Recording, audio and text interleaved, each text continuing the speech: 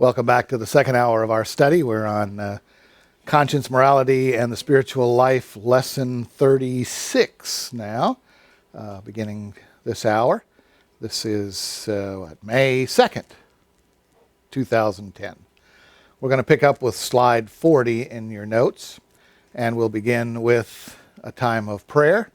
And in that time of prayer, we'll offer an opportunity to utilize 1 John 1:9, so that you may privately and silently confess any known sins to the Father, so that you might be cleansed of all unrighteousness, and be available to the Holy Spirit for His teaching ministry.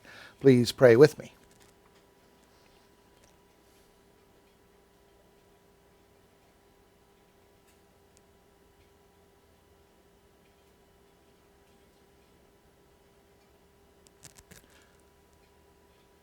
Father, we're thankful for this opportunity to meet together, and we thank you, and we ask that you bless our study, and that you give us insight into the way that we are living our lives when we're not living your life in our lives. We thank you in Jesus' name. Amen.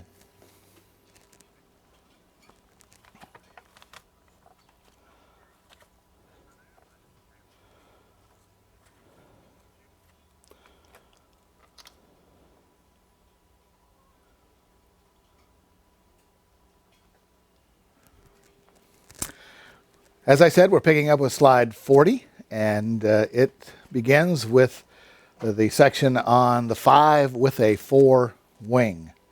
The difference between the 4 wing and the 6 wing in 5s is like the difference between art and science. 4 wings bring an abstract, intuitive cast of thought, as though the 5 were thinking in geometric shapes instead of words or realistic images. They may be talented artistically and inhabit moods like 4s do. They combine intellectual and emotional imagination. They enjoy the realm of philosophy and beautiful constructs of thought. The marriage of mental perspective in a 5 with a 4 wing and aesthetics is the best of life for them. When more defensive, they seem a little ghostly, have a whisper in their voice. They fluctuate between impersonal withdrawal and bursts of friendly caring. They can get floaty and abstract. They act like they're inside a bubble, sometimes with an air of implicit superiority. Cliché of the absent-minded professor applies especially to 5s with a 4 wing. So all of your absent-minded professors that you had in school, or that you have seen portrayed in movies or television, are typically shown as a 5 with a 4 wing. They're environmentally sensitive. That doesn't mean environmentalism, but their own environment. They're environmentally sensitive and subject at times to total overwhelm. That it's just too much for them. They can be slow to recover from traumatic events. Melancholy isolation and bleak existential depression are possible pitfalls. Now we go to a 5 with a 6 wing, the opposite side of that. The 6 wing brings an orientation to detail and technical knowledge, along with the tendency to think in logical sequence. Especially intellectual, far more analytical than 5s with a 4 wing. They can be loyal friends, offering strong behind-the-scenes support. They're kind, patient teachers, skillful experts. They may have a sense of mission and hard work. They sometimes project an aura of sensitive nerdiness and have clumsy social skills. When defensive, they can be unnerved by the expectations of others. They may like people more, but avoid them more. Especially sensitive to social indebtedness, and they could have trouble saying thank you. The fear of taking action, they develop information addiction instead of action, okay? The paralysis by analysis kind of person. They ask a lot of questions, but don't get around to the decision at hand. When more entranced, they develop a suspicious scrutiny of other people's motives, but can also be blind followers. Misanthropic and Scrooge-like when they're defensive. They're more able to keep their feelings cut off in a constant way. They can be cold, skeptical, ironic, and disassociated. A 5's 6 wing can be phobic or counterphobic. Remember that 6s can be phobic, giving in to their fears, avoiding the things that they fear, or they can be counterphobic and attack the things that they're afraid of, trying to overcome them that way. Counterphobic 6 wing brings courage and anti-authoritarian attitudes. When defensive, they may mock authority or angrily tell others off. They tend to push the limits, experiment, and find what the limits are. The self-preservation 5. This is the 5 who's concerned about his own nest, his own little needs. And the chief defensive tendency is to withdraw. They are sensitive to a feeling saturated by the world. 5s with this subtype lose their sense of privacy easily. That's why they withdraw. They don't want to be intruded upon in their own little world. They can feel knocked over by people's expectations. In isolation, they re-find their lost sense of balance and build up to the next round of social stresses. They're more alienated than the other subtypes. They may hide in books, live alone, or need their own room where they can close themselves off. They take little from others. They're likely to hoard time and space. They have solitary hobbies and interests. They seek comfort and solace alone. The intimate 5. Intimate 5s trust only a few people, but then do so totally. Friendship is based on the sharing of confidences. Intimacy is equivalent to exchanging secrets. They can go from enigmatic, deliberate distance to intense, unguarded openness. So it's a person that you're just shocked when they open up to you and tell you things that you never would have suspected that they would share, because they've always been so distant, so inward, so protective of themselves. But then they'll just let everything fly, and with an intimate person, just with that special person. A seductive invitation to sharing secrets, and they seek a total merging. They want to know everything about you, you know everything about them. When entranced, that can be a little bit kinky. Social 5s connect with groups of like-minded people. These are the social 5s. They connect with groups of like-minded people. They enjoy living in the flow of a group interest, sharing knowledge and affiliations. 5s are all about knowledge. Okay, that's how they protect themselves, the more they know. They may prefer specialized or esoteric areas of knowledge that exclude all but the initiated. See, that's their group. Only the people who know the things that they know.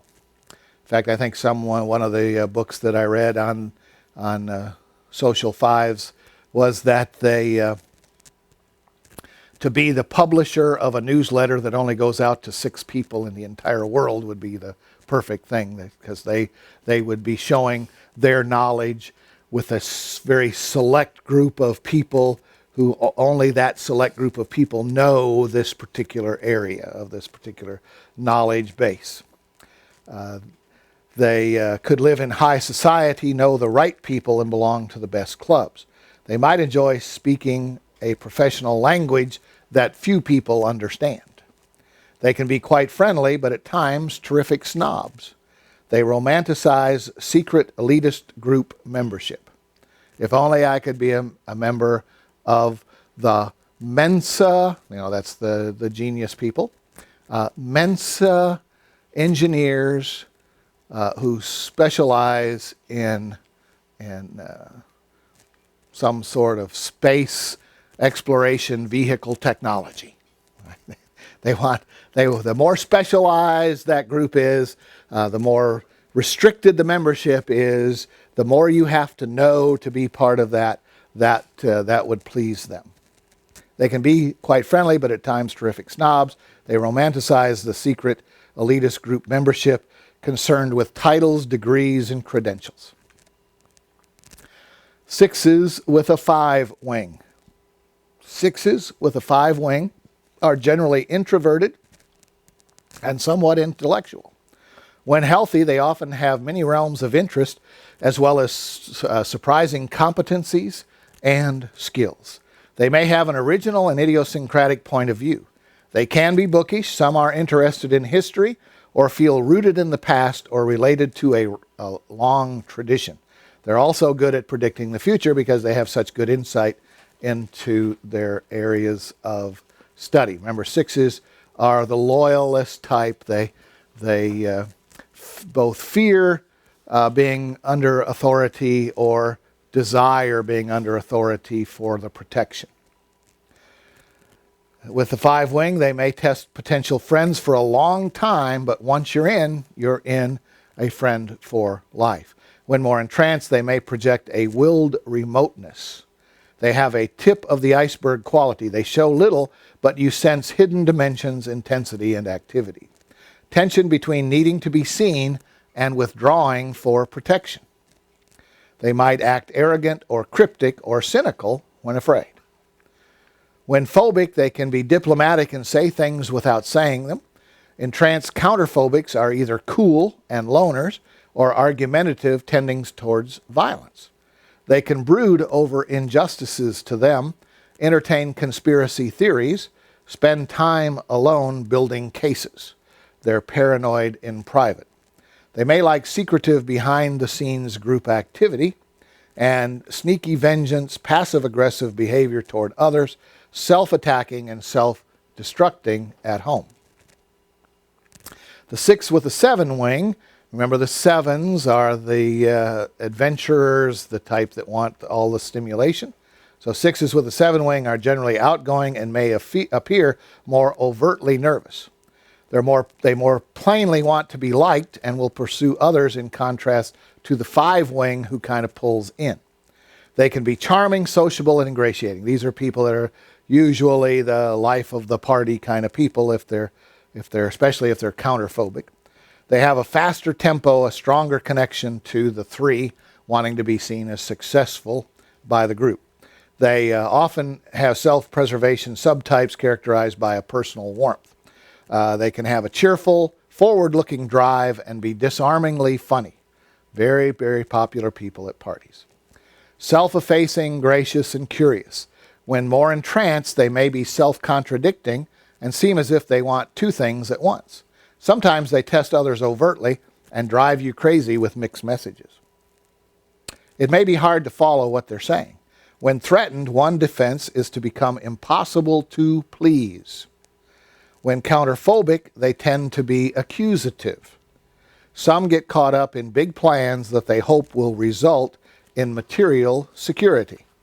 So you can see here we have all kinds of happiness motivators going on in the 6 with a 7 wing.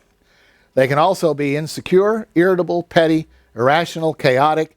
They're subject to mood swings, inferiority complexes, and runaway fears. They may have hair trigger flare-ups of paranoia, falsely accuse others, and seem not to realize it. Other times they plead to be taken care of. Remember, the 6 needs to be sheltered, or they're a little bit afraid of being sheltered. It's like, I want more government protection, but I'm afraid of the government. Okay, that's a 6 quality in all of us. They may have the hair trigger flare-ups of paranoia, as I said, and other times they plead to be taken care of. Sometimes they are defensively conservative in their lifestyle, and some struggle with appetite. The self-preservation 6 often displays a personal warmth that is meant to defang the potential hostility of others. If they sense aggression or disapproval in the environment, they may counterphobically zero in on it.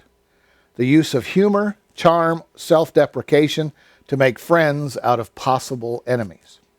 They can flatter like 2s, play themselves down, work to maintain other people's affection.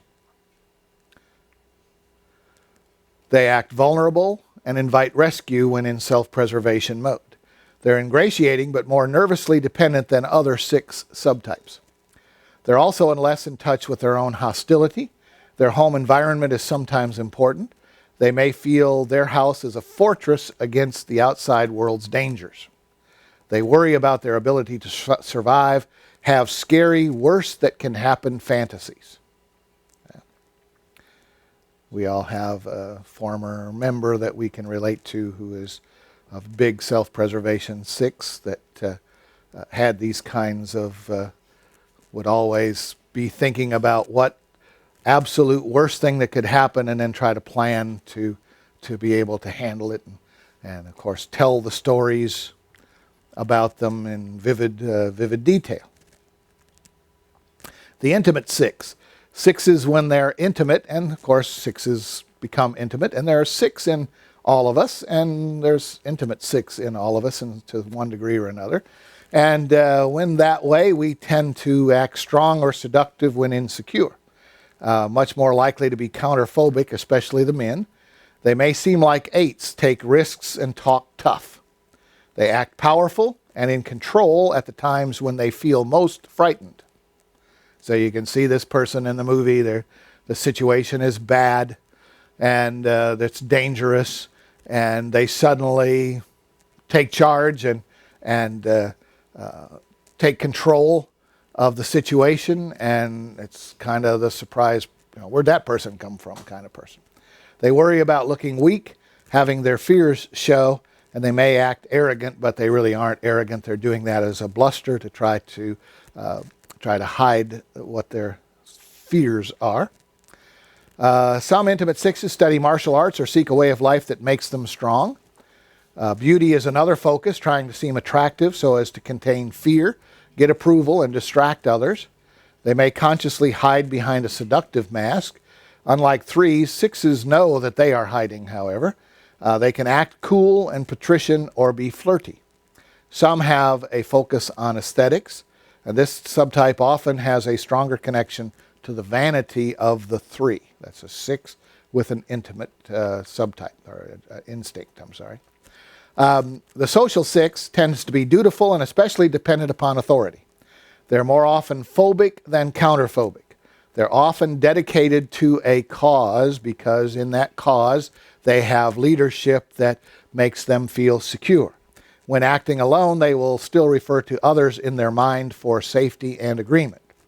They may want to see your opinion first before they will offer their own, because they don't want to offer theirs first and find out you don't agree with it, and so they'll want you to tell them first. They could change their mind to agree with you. They often align with a group or a cause and will follow the rules loyally, trying to please the boss or the leader of the group. The social 6 is a company man. It focuses on a social or work context and tries to be ideal within it.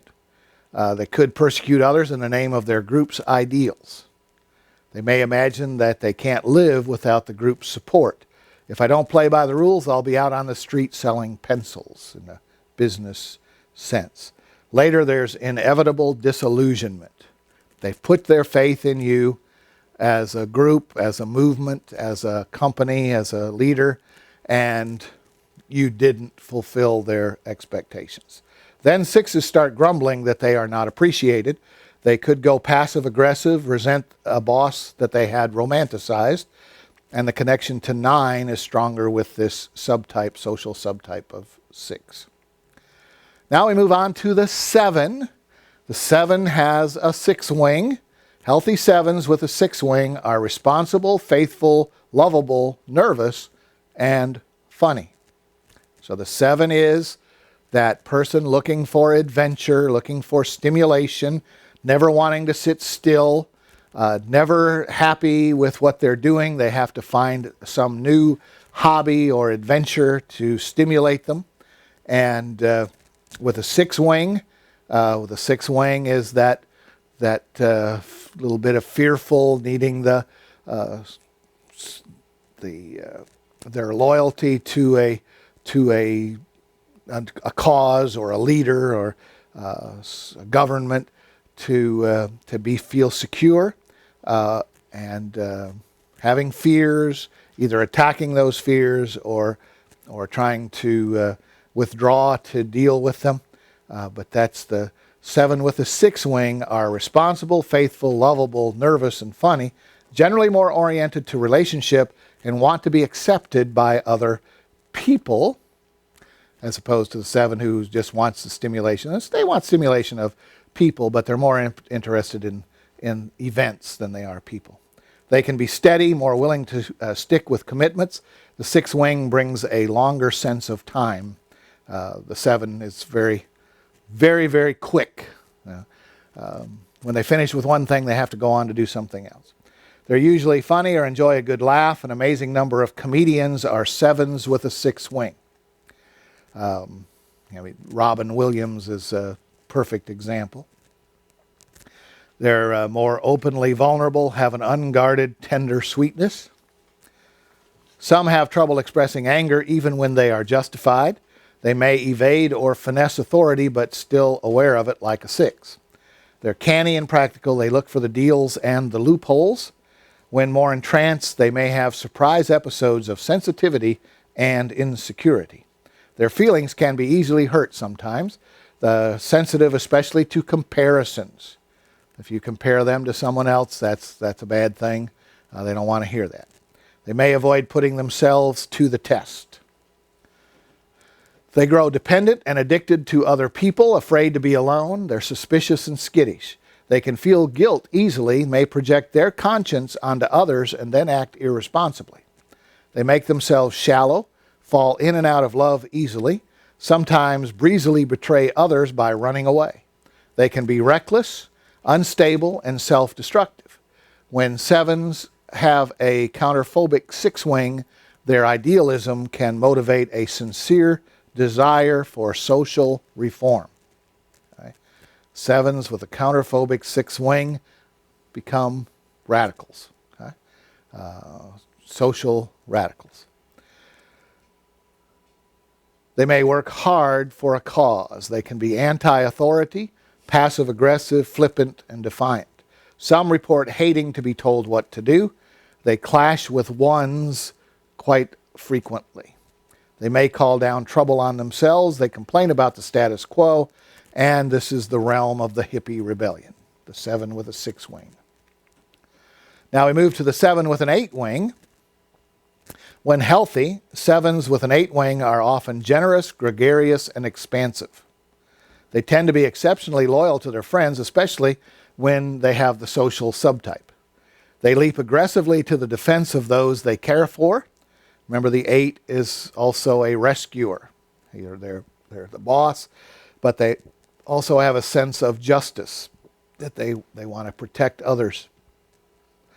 They leap aggressively to the offense of those they care for, therefore. They care for, therefore. Might seem loud or boisterous, although some are urbane and witty. They enjoy social celebrations, storytelling, jokes, food, and travel. The 7 is always looking for stimulation, excitement in one way or another. They generally have a strong self-confidence for worldly matters and getting what they want.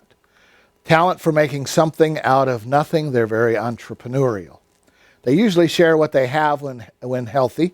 They want everyone to enjoy their sense of bounty and wide range of interests.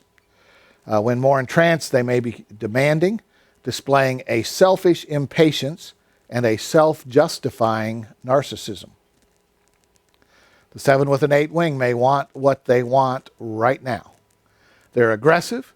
They have a hasty drive to acquire money and material options and recognition.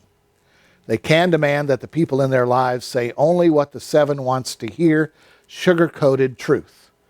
Because anything else would cause them to become introspective and have to think about themselves, and they don't want that. They want to avoid that at any cost. They lash out angrily if reality doesn't meet their expectations. They're sometimes vengeful. They're often perfectionistic as parents. They're like the negative side of a 1. They moralize to others and then are themselves irresponsible. They're not the good examples. They're the do as I say, not as I do type. They have an amnesia for promises made in an expansive moment. They'll tell you, oh, I'll do such and such for you, and then they forget all about the fact that they have told you that they'll do it. They have a particular difficulty with sexual fidelity. That's because they have that need for stimulation, so they're going to move on. And with the 8 wing, they are very domineering type, so they get to pick who's going to be their next sexual partner. The 7s with a self-preservation instinct are a little confusing since they tend to be highly social. They're characterized by a drive towards family and shared group experiences. They enjoy operating within their real or chosen family, checking in with a group of like-minded people. You see, because of that self-preservation, they should be more home and family oriented, but that's not enough stimulation, so they tend to go more for a group as their family. They're chronic sharing on a circuit. They go around from one to another. People in the group are the source of interesting information and stimulation. They don't feel burdened or trapped by duties like a social 7 would. Loyal to family, they often have a 6 wing, and they defend their circle and castle. They barricade themselves, finding safety in numbers. And the subtype goes with the image of the party animal. Party animal, self-preservation 7. The intimate 7 tends to garnish and embellish reality with fantasy. Intimate relationships are often thought of as shared experimental adventures, and the 7 perceives their partner through a veil of imagination. Makes it more exciting, makes it more stimulating. They may romanticize others as a way to avoid the limits and boredom of mundane life with the same old someone. They can be more involved with their fantasy of the partner than with the real person. The intimate 7 is tentative, distractible, impersonal, and they may have a wandering eye. Some have great difficulty with commitment and seem fickle as they move on to the next fantasy projected onto the next new person. It's the Don Juan scenario. More generally, intimate 7s have a tendency to be suggestible. They may especially seek the new with the fascinated enthusiasm of a faddist, stepping into future fantasies to avoid the present. They're always looking ahead, always looking for more. The social 7 can feel a tension between duty to others and desire to escape. They don't want to be tied down to that duty, but they have that tension there because of it. They tend to feel responsible for the people around them and experience that as a confining burden. They then react against the weight of obligation, seeking variety and craving change. When entranced, they can be highly irresponsible. They don't live up to their obligations to the social group that they're a part of. When awakened, or when they're in a good mode, they make peace with commitment and sacrifice and are often very stable and generous. Often an idealism, sometimes a stronger connection to one. Serving something beyond themselves, dutiful. They can be from a large family where they had lots of responsibility as the eldest child. With an 8 wing, they tend to fight the sense of burden harder. The 8 with a 7 wing. Awakened 8s with a 7 wing are often expansive and powerful. 8 is about power. Gregarious and generous, they may display a cheerful bravado. They can be forceful, but with a light touch, funny. They often have a sense of humor about themselves. They're generally more extroverted, ambitious, and materialistic. They may talk loud and be sociable partygoers, sometimes driven to bring the new into being. They can be visionary, idealistic, enterprising. The 8 with a 7 wing is willing to take risks. They may think more clearly than 8s with a 9 wing. 7 wing brings an intellectual capacity. We see when more entranced, aggression combines with gluttony to form an almost virulent tendency to addiction. So an 8 with a 7 wing may have addiction issues. Many entranced 8s with a 7 wing have had drug and alcohol problems or tensions around addiction. excuse me, they're prone to temperamental ups and downs, can be moody, egocentric, and quick to anger. So you see people like this in your lives, and you see the caricatured types when you see them on television or in movies, and you see them in comedians. You'll see some 8s with this 7 wing. They have addiction problems. They do very gruff kind of humor, temperamental ups and downs, moody, egocentric, quick to anger. They have a tendency to court chaos, inflate themselves narcissistically. Some are ruthlessly materialistic. They can use people and suck them dry. They may be explosive or violent and prone to distorted overreaction. The 8 with a 9 wing. The 8 with a 9 wing. Now the 9 is the peacemaker. The 8 is the boss, the aggressive type. So this is it sounds like a really conflicted combination here. 8s with a 9 wing. Well, when they're living in human good and acting well, they have an aura of preternatural calm, like they haven't had a self-doubt in decades. They take their authority for granted. They are the queen or king of all they survey. They may be gentle, kind-hearted, and quieter. They're often nurturing, protective parents, steady, supportive friends, informal and unpretentious, patient, laconic, generally somewhat introverted. Sometimes have a dry or ironic sense of humor. The 8 with a 9 wing may have an aura of implicit, simmering anger, rather like a sleeping volcano. They're slow to erupt, but when they do, it's sudden and explosive. When entranced, the 9 wing brings an 8 a kind of callous numbness.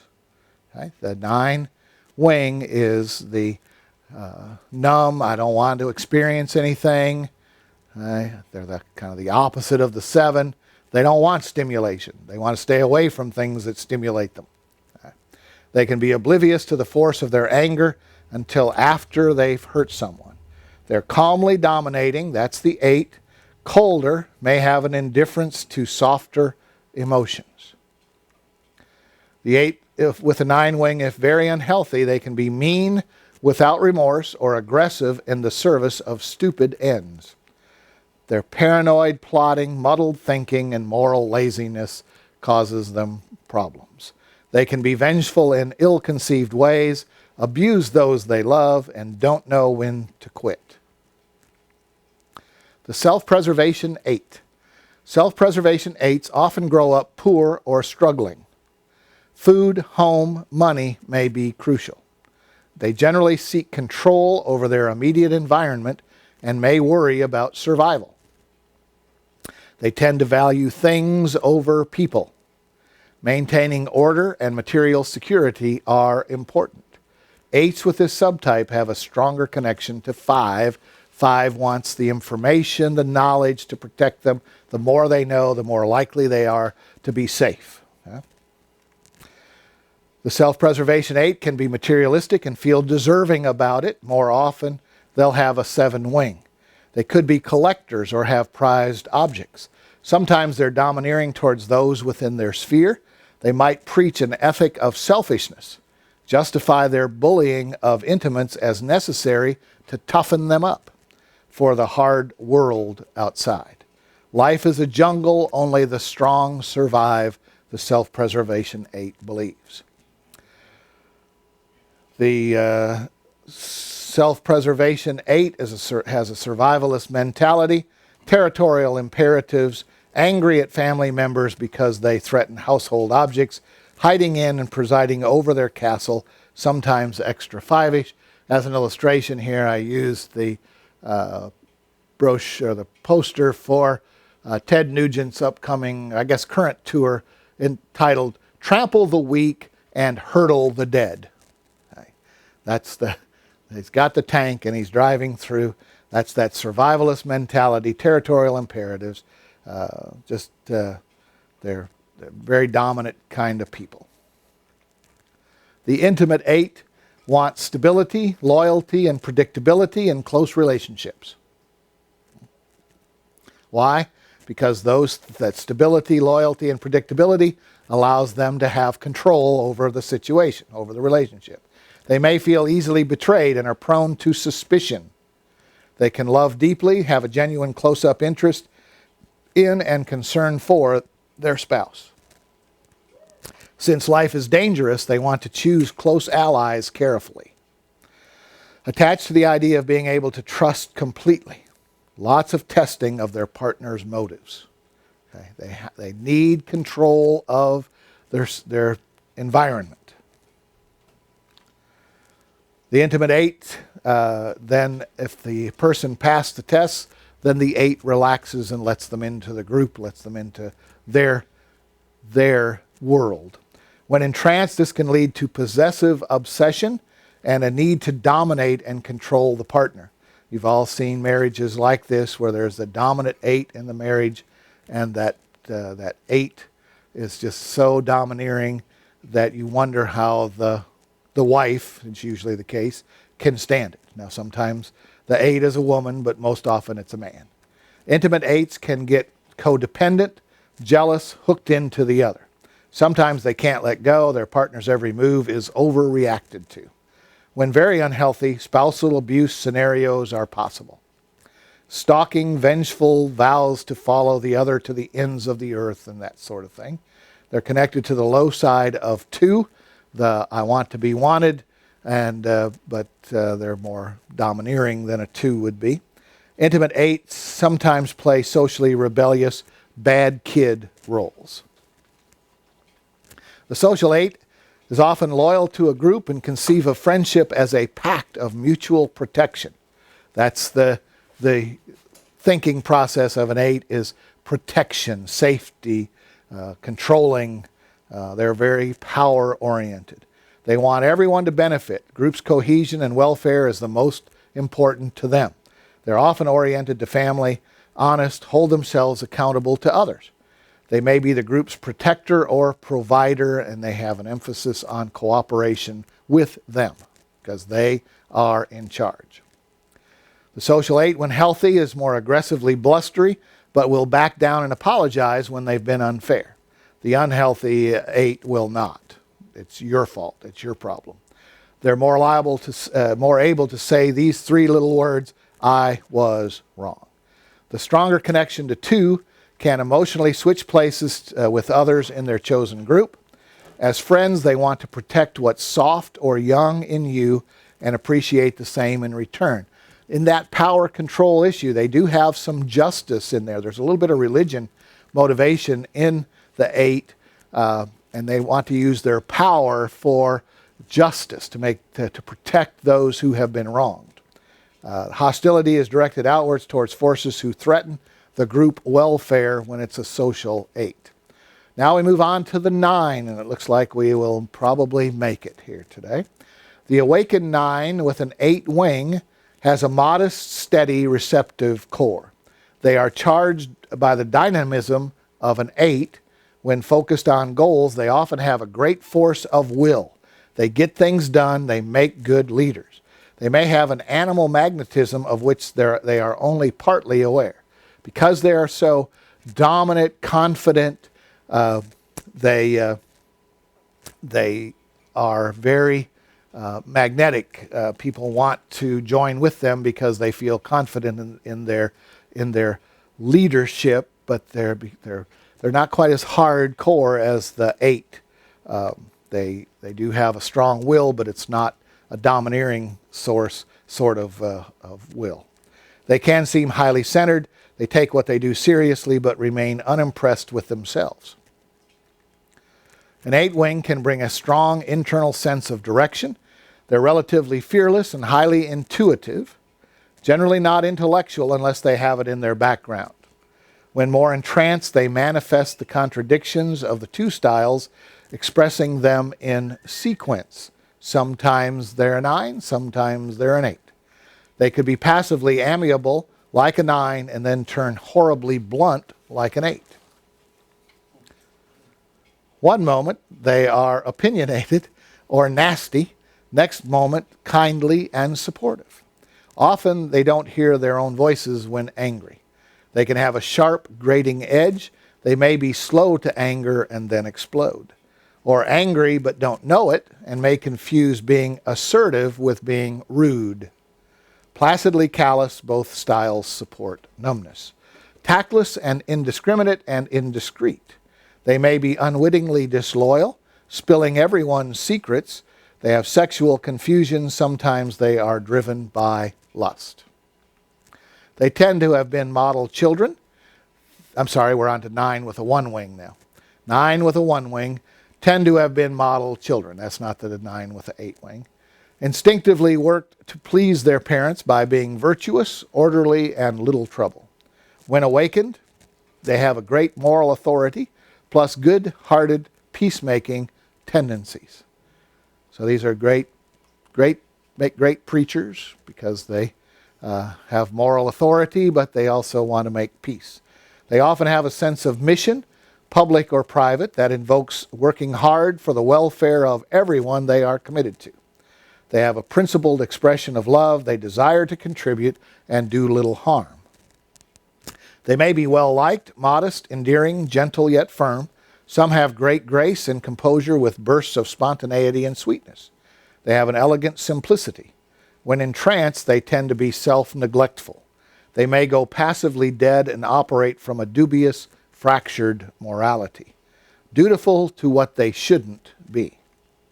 They play the good child, disappear into contexts, settle for being overlooked or just partly recognized. Passive tolerance of absurd or damaging situations. One-sided relationships where the 9 gives too much. They rationalize, minimize, tell themselves they had a great childhood, everything's fine. Placid numbness creeps over them. Intolerance of their own emotions, and they gradually deaden their soul. The self-preservation 9 is preoccupied with physical comfort, maintaining habits and satisfying appetites. The image of the lazy couch potato goes with this subtype. Strategy for getting along is to ask as little of life as possible. They can have a love of the minimal and enjoy the repetition of known routines.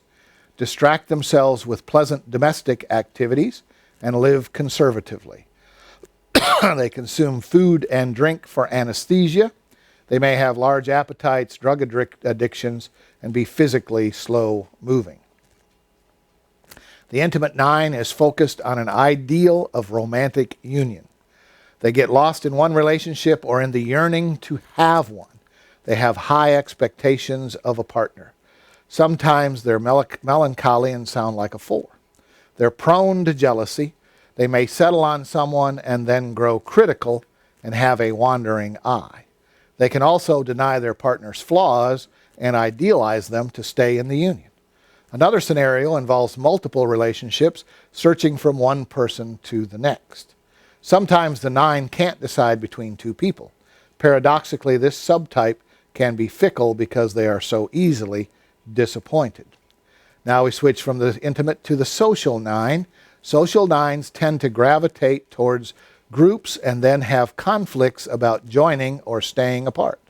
They can enjoy group strategy and interest, but may be also aware of the group's expectations. These the 9 will both play along with and resist. When immersed in a group, social 9s can lose themselves, trying to become all things to all people. Gregarious, but may start to resist being too heavily influenced to compensate for their sense of lost identity. They can sometimes resent how the group doesn't really see them. They may fixate on what others think of them. Or they may resent the group and make fun of it. Some social 9s stay basically uninvolved but hang out at the group's edge. Frequently, there's lots of activity. They may get caught up in roles. A stronger connection to 3 goes with the social 9 subtype. Most of this information was taken from Thomas Condon's website called The Change Works about the Enneagram wings and instincts. Okay? So that gives you a little variation. Now what I suggest you do in your home study is that you look at your notes where we went through in detail the description of the type and look at the wings and the instincts along with that, so you can see how they kind of flow and how they change, and you'll be able to see yourself more. You'll say, well, I'm not really this subtype, I'm sorry, I'm not really this type in this area, but when I go over to the wing, I see, okay, that's more like me. Okay, so you could actually draw a graph of all of the different things that you are when you're like that type, from based on the basics of the general description, adding in some wings and some subtypes, and you can pull those all together.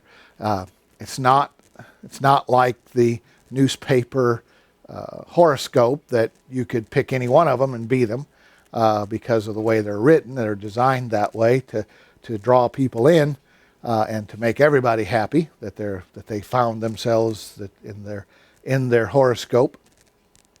The Enneagram types may describe you because, as I said at the beginning of the first hour, we're all part of all of these, and so in certain situations you're going to be more 9. In other situations you're going to be more 8. In other situations more 4. So you're going to see yourself, in a wide variety of these types and subtypes, wings and instincts. So you can kind of pick them out so that you can do your own little analysis of where you are in the humanness. Now, next week we're going to add a little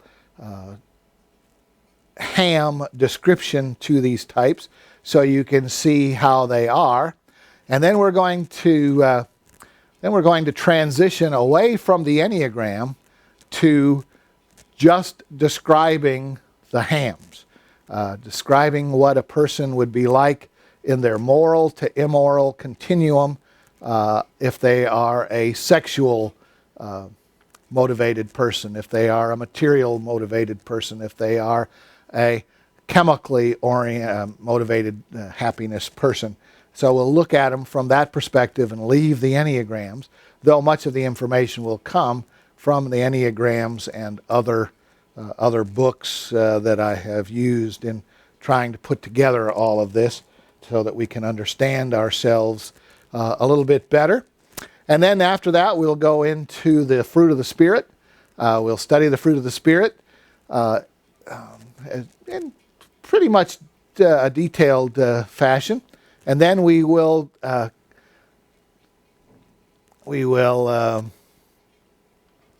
compare, it's not really the word I want, but we'll compare the fruit of the Spirit with the hams and how we act in the hams so that we can see the spiritual choice, the spiritual alternative to acting in the moral or immoral humanness that we all possess in our genetic human natures that we acquired from Adam filtering down through the generations since Adam. And you'll be able to see, hopefully you can see already, how much you are like your parents, grandparents, an aunt or an uncle, how disconcerting it is to be like those people, and how you should not be like them, and how God has given you a way of escape to not be like those people, and give you some spiritual foundation for living that life. So that's our goal. Some of this is getting to be really bogged down in trying to pick things out from numerous sources and be able to put it together. So I may be a little slow in developing it, so we may have quite a bit of repetition, and we may also have some information put together that I'll sort out as I do it, but we will come to a conclusion someday.